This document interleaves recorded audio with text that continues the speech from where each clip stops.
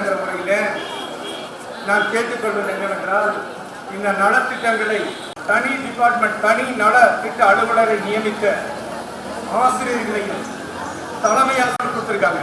EMIS bus pass எப்பவும் போட கொடுக்கலாம் இல்லைங்களா, எப்பவும் வருவாங்க. எமிஸ் அந்த அமைப்புடன் எமிஸ் நம்ம பதிவு பண்றாங்க இல்லைங்களா, ஸ்டூடெண்ட்ஸ் பார்த்தீங்களா சார்.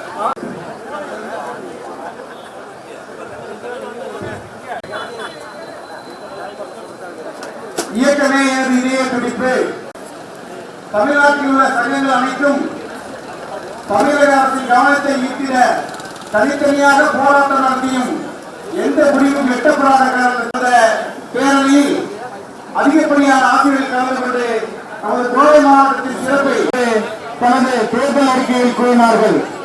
ஆனால் அவர்களும் உயர்நபர் கமிஷன் என்று ஊதியத்தை பே கமிஷனாகட்டும் அல்லது மத்திய அரசுக்கு இணையான ஊதியமாகட்டும்